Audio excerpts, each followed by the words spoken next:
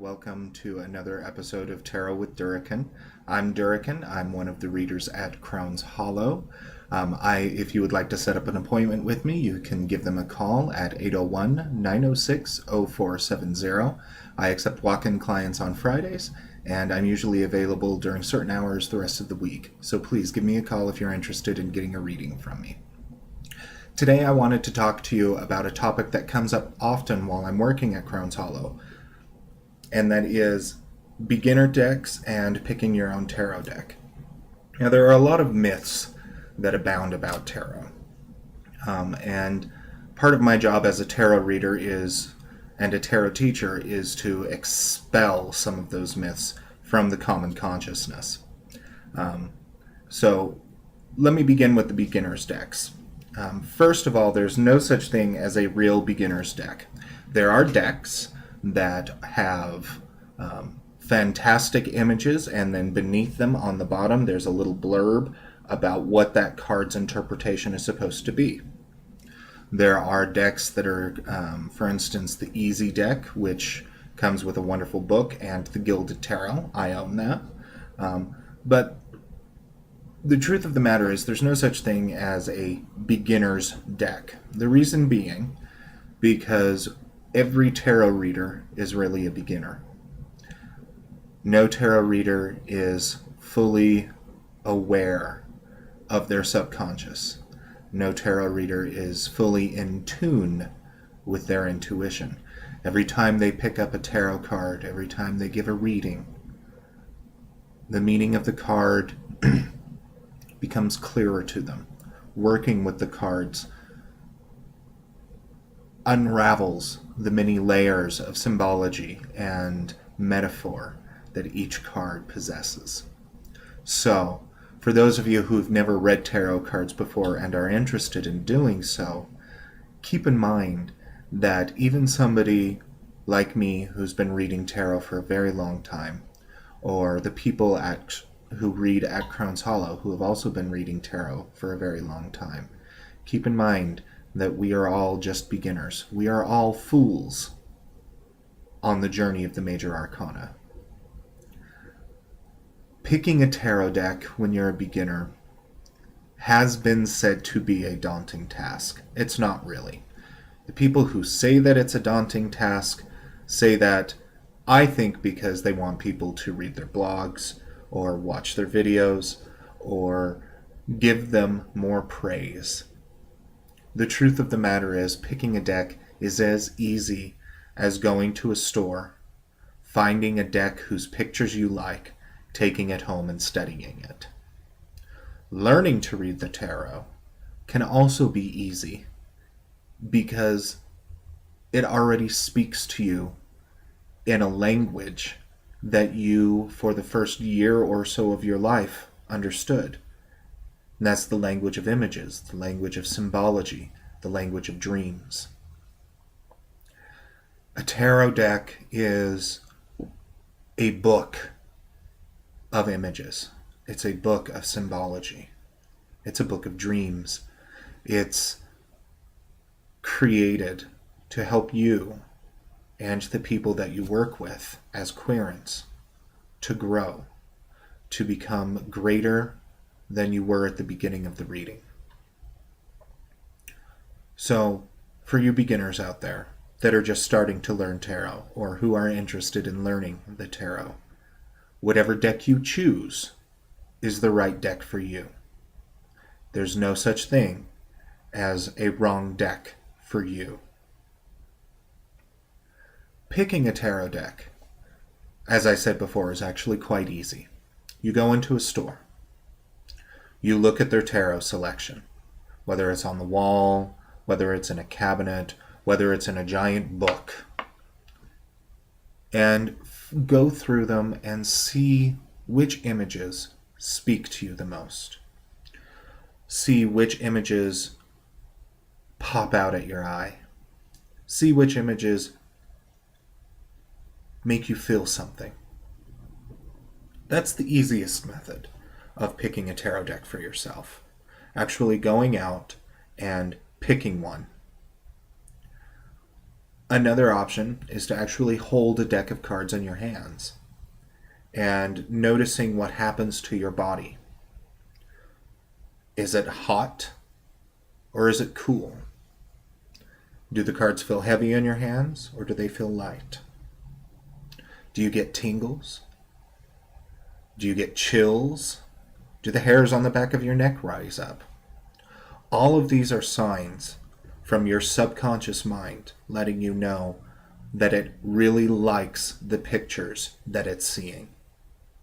It's important to remember that everything we see consciously, we also see subconsciously. In the back of our minds, in the place of dreams, in our right brain. Our right brain. We see everything, we hear everything, we smell everything, we taste everything, we feel everything.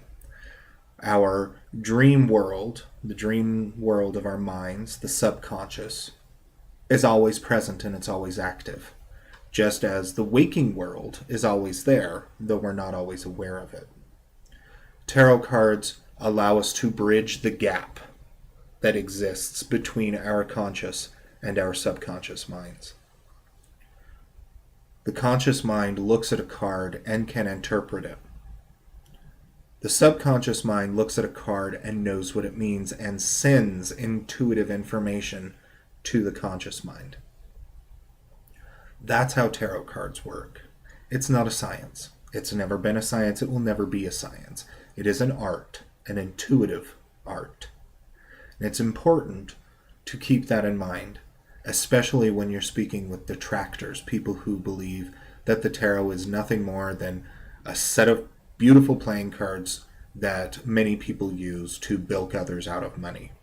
The truth of the matter is, there are people who use the tarot to bilk people out of money. They use it incorrectly, in my opinion. Arthur Waite, when he was in his book that introduces some of the divinatory meanings of the Rider-Waite Tarot, said that he believed divination was the grossest form of use of the tarot cards. And in many ways, even though I disagree with that particular nuance of his psychology, in many ways he's correct. The tarot is much more than just a tool for divination. It's a tool of transformation. It's no more different than all of the self-help books that are out there right now. The only thing that makes it peculiar is the fact that all of the self-help that a tarot involves is said to you in pictures. Think of the Magician, for instance, a card that shows generally a man with one arm up, one arm down. It shows him with all four elements before him on an altar, taking control, being the wizard, being the person who is actively conscious of his world and actively changes it to his will. What a powerful statement that is. The Fool card, number 0, shows a young man standing on cliff's edge with a dog, usually, at his heels. Is the dog pulling him over, or is the dog pushing him off? You can never really tell. Is it folly? Approaching learning and journeys with the wide-eyed wonder of the fool, of a fop, of somebody who takes joy in life. How powerful a statement is that? So the images of the tarot can be used for more than just divinatory purposes. They walk through archetypes. For more information on archetypes, look up Jung, Jungian psychology. He did a fantastic job combining many of the occult ideas of the tarot with more scientific explanations through archetypes, through understandings of the ego, the id, and the superego.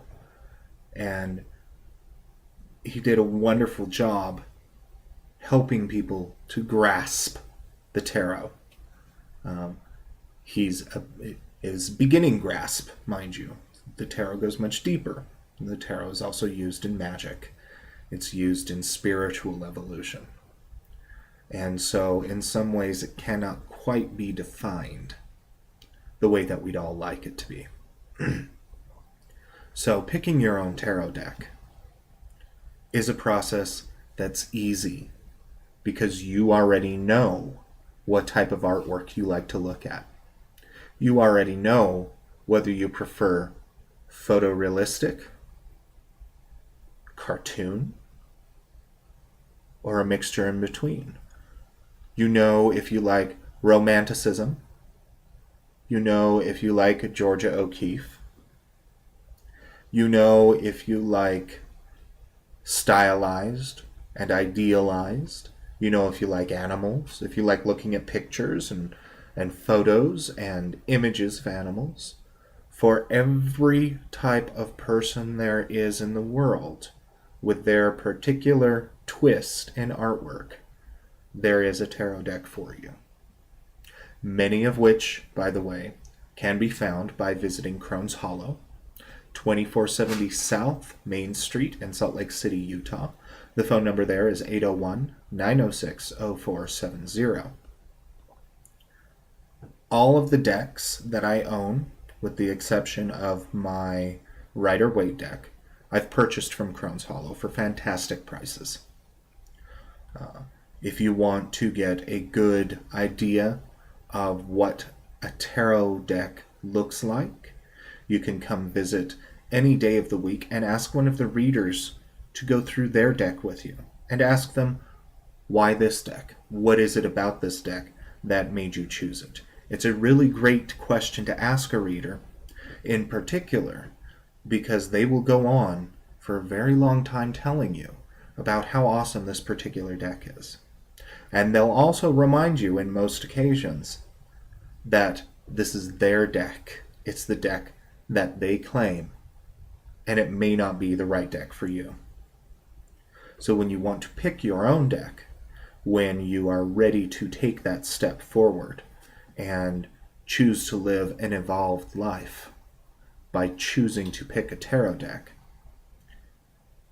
come to Crohns Hollow. Ask to speak to anybody there about tarot, and everyone can answer the questions for you that you have. Some tarot decks are easier to interpret than others, in that the symbology is a little more obvious, and they use symbols that we're familiar with. Some decks are a little more obscure, a little more what I call advanced. For instance, the Tarot de Masse Convos is a tarot deck that has very woodcutty artwork for the major arcana, and for the minor arcana there's no picture to go along with the Five of Cups. All it has is a 5 cups. So depending on how much study you're willing to give to the tarot, how much of your own time you're willing to spend working with this tarot, you should decide whether or not you would like a deck that is more pictorial or more symbolic. So that's what I have for you today. I hope this has been as entertaining for you as it was for me to make. This was my 3rd take, by the way. I tried saying all of this stuff 3 times, and it took me 3 times to get it out right. So, again, I can be reached at Crohns Hollow, 2470 South Main Street in Salt Lake City, Utah. The phone number there is 801-906-0470. If you have any questions, feel free to leave me a comment either on the Facebook page or on my on the YouTube page. So, I hope everyone enjoyed this video. Have a wonderful day.